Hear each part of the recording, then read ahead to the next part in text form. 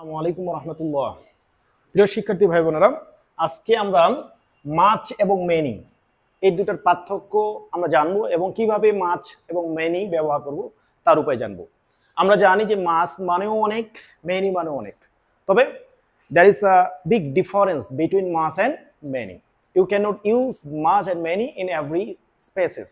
ঠিক আছে, তো আমরা একটু ধারণা নেই মাছ এবং মেনি।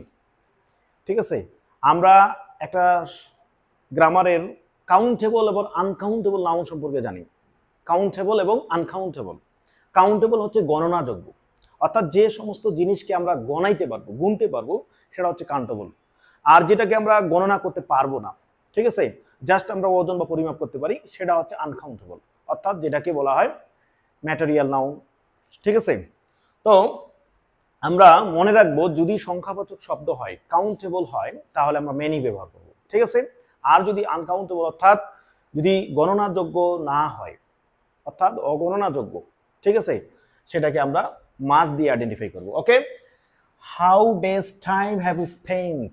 এখানে দেখেন টাইম, টাইম তো আমরা গুনতে পারি না, তার মানে এখানে আমরা হাউ মাছ ব্যবহার করব। Okay, how days tomatoes.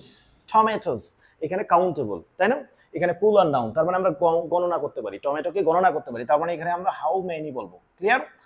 How days fruit juice. Fruit juice মানে হচ্ছে ফলের রস, আমরা ফলের রস গুনতে পারবো না, কখনই পারবো না, তার মানে এখানে আমরা মাছ ব্যবহার করবো। ওকে, আবার দেখি হাউ ডেজ ওয়েল। ওয়েল মানে কি?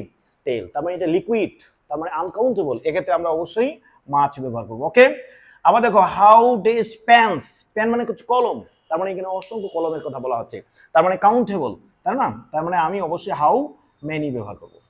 ওকে, ধন্যবাদ সবাইকে।